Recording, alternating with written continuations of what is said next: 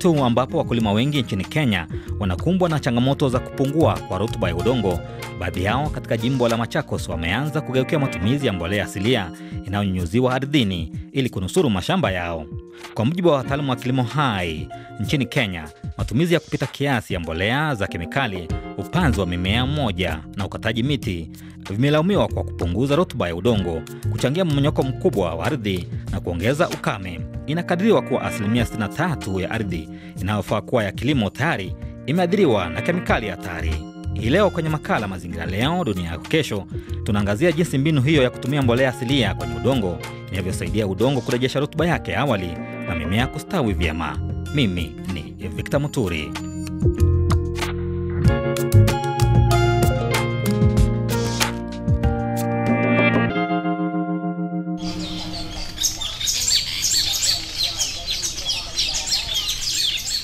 Katika shamba la Dominic Kisavi lililoko kijiji cha Utidhini Yata, jimbo la Machakos nchini Kenya, mimea mbalimbali ikiwemo mboga, matunda na hata nafaka inanawiri vyema. Kisavi ni mmoja wa wakulima eneo hili ambao wameanza kutumia mbolea mpya ya kiasili kwa jina Sumagro, ambayo mkulima ananyunyuzia udongoni, hivyo kutibu udongo huo ambao umeathirika na kemikali kupita kiasi. Wakati nilianza kupanda hii mimea ambayo niko saa hizi, nilitumia hiyo fertilizer ya Sumagro ambaye ukisoma vizuri utaona inatibu mchanga ambao uko na kemikali.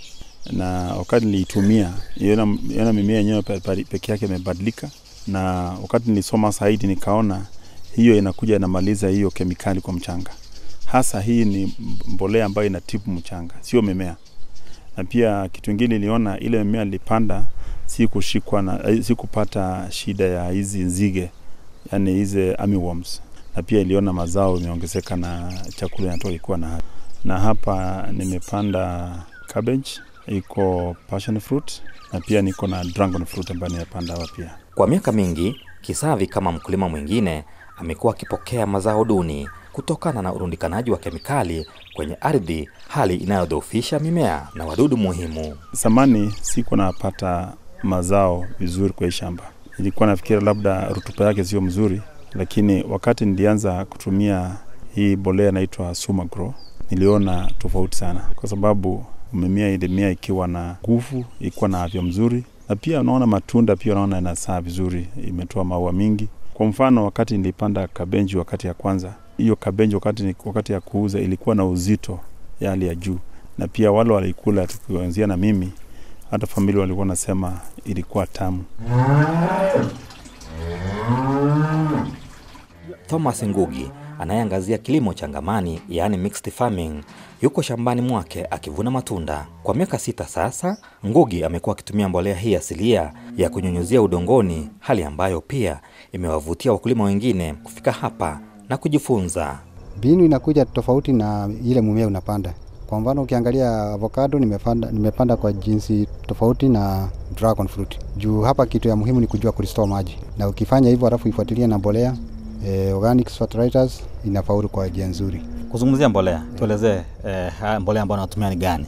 Sana kwanza natumia sana hii ya ng'ombe. Kutoka hapo unaweza tafuta organics za kampuni tofauti kulingana na vile madini inakuja. Na mabadiliko inaenda kukuja, watu wengi sasa wamejua umuhimu wa organic, wanaenda wakibadilisha maeneo ya kupanda fertilizers. Kulingana na shirika la Soil Atlas, nchini Kenya, matumizi ya mbolea za kemikali kupita kiasi, upanzi wa mimea mmoja na ukataji wa miti kiolela vimelaumiwa kwa kupunguza rutuba ya udongo, mmonyonyoko wa udongo na kuongeza ukame, ambapo 63% ya ardhi inayofaa kuwa kwa kilimo imeathiriwa na kemikali hatari. Hata hivyo, Ngugi anadokeza kuwa mbinu kama hizi za kutumia mbolea asilia zimeonekana kuwa suluhu ya tatizo hilo. Mazao yako vizuri, kwanza ikisaidia hawa insect wanakuja kutusaidia upande wa pollination. Kwa shamba uwezo kufanya bila hawa wanyama. Wakitumia zile za chemicals unakuta hata wanaua hata hizo za insects ambazo wanakusaidia kufanya pollination. Lakini organic inakuwa faida kwa mmea na hata haidhuru ile insect ambayo inakusaidia pollination. Kwa hivyo unapata mazao inaenda vizuri. Hayo yakijiri, wataalamu wa kilimo asilia wanasema kuwa Asilimia 80 ya udongo pia inakabiliwa na upungufu wa fosforasi, wakati huu asilimia 75 ya udongo huo ikikosa viwango vya kaboni hai, hali inayopunguza rutuba ya udongo na wadudu muhimu udongoni. Tim Gamon ni mtafiti wa kilimo kutoka Marekani. The main thing that makes Sumagrow works is using microbes. Kitu ambacho kinasababisha mbolea hii kufanya vyema ni uwepo wa wadudu muhimu. Kwa hivyo wadudu hao huwa wako udongoni, na upanzi unapofanyika unahitaji wadudu hao. Kwa hivyo tuligundua kwenye mahabara zetu jinsi ya kuzalisha wadudu hao kwa wingi kwenye udongo. Na wadudu hawa watakabiliana na wale wadudu hatari udongoni, lakini muhimu ni kupata wale ambao ni salama.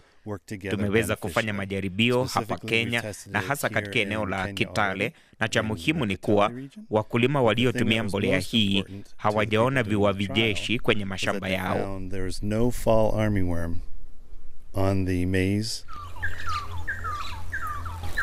Kufikia sasa, zaidi ya wakulima 1000 wamehamasishwa kutumia mbolea hii mpya asilia, wakati huu hamasisho zaidi ikihitajika mashinani kuwapa wakulima elimu bora, kama anavyoelezea Janet Postina, msimamizi wa vikundi vya kilimo kaunti ya Machakos na viunga vyake. Kazi ambayo nafanya katika sekta ya kilimo ni ile kutafuta vikundi za wamama kama Village Saving and Loan Associations, na kuweza kuwasaidia waweze kutambua projects ambazo wanaweza fanya kama wakulima, na kuweza kutambua pia njia ambazo zinaweza kusaidia ukulima wao kuwe sawa na waweze kufurahia ukulima. Na pengine wewe katika sekta hii ya kilimo pengine umefikia wakulima wangapi hadi sasa hivi? Hadi sasa nimefikia wakulima zaidi ya 1000, kwa sababu huwa na deal na groups, na kila group the minimum number ya kikundi kimoja ni watu 15. Kwa hiyo nimefikia vikundi mingi sana huko mashinani na pia mjini. Na wasihi watumie mambo na organic, kama organic fertilizer, organic seeds na kila kitu ambayo inaweza kusaidia ili tuweze kupunguza kemikali ambazo ziko kwa chakula. Na pengine changamoto ambazo umeweza kupitia, unajua kwamba vitu hivi ni vigeni kwa baadhi ya wengi wa vizazi ambao wameweza kuzaliwa pengine kuanzia mwaka 95 hadi sasa hivi. Unajua wajui mambo na organiki, wao wanajua tu mambo na kutumia kemikali, mambo kama hayo. Changamoto zipo kwa sababu unapata hizi products mingi zimetumia teknolojia ya kisasa. Inahitaji ukue na ile ufasaha kabisa kuweza kuelezea mwananchi aweze kuelewa vizuri. Kama hauwezi kuwa na muda mrefu wa kumweza kuelezea, mtu hataweza kupata ile maelezo kamili, na hapo itakuwa ni ngumu sana kuweza kutumia bidhaa hizo. Kwa hivyo hii ni product ambayo inaweza kutumika pia kwa kumitigate climate change, kwa sababu mimea inapata nguvu na inamea haraka sana. Pia inasaidia kwa conserve maji. Ile water retention inasaidia sana, maji inaweza kukaa sana kwa mchanga. Kufuatana vile tu maagizo yaliyopatiwa na wataalamu, hii inatumika kwa mchanga, ina tip mchanga, ile shida ziko na mchanga. Si ati ni miti tofauti. Hii inatumika kwa miti yote, mimea yote. Soko zetu kwa sasa tuko Roko Market, lakini tunaenda tukijaribu kuangalia hata soko za nje. Na soko za nje zinatakia tukue tumelima kwa wingi, sababu tukiitishwa mtu mmoja atalemewa, lakini watu wakiungana wakiwa wengi wataweza kufeed hiyo soko ambayo itapatikana kwa nje. Ningewaambia waharakishe, sababu hapa kuna kitu imejificha hapa ambayo itatengeneza mfuko na afya ya mtu. Mara nyingi hata mtu akingojeka unaenda kupata naandikiwa madawa. Shamba tuko nazo, matunda ukiandikiwa matunda unakuta ukienda kununua unasema iko bei ghali. Lakini ukiwa uko nayo hata miti kadhaa ya kufaidi kwanza wewe, hata ukieleza mwingine atakuweza kuelewa vile unamaanisha. Kama kwa saa hii Kenya watu wamepanda. Kwa hivyo unapata soko, tukipatana soko kwa wingi utapata bei imepungua. Lakini wakati unapata soko ni matunda ni kidogo, nao bei inapanda. Kwa hivyo haijasimamia mahali pamoja. Mbinu hizi za kilimo si tu kwamba zinarejesha rutuba ya udongo, bali pia zinasaidia katika kukabiliana na athari za mabadiliko ya tabia nchi. Endapo uhamasishaji utaendelea kwa kiwango kikubwa, huenda mashamba mengi nchini Kenya yakarejea katika hali yake ya awali, huku wakulima wakifaidika na mazingira yakilindwa.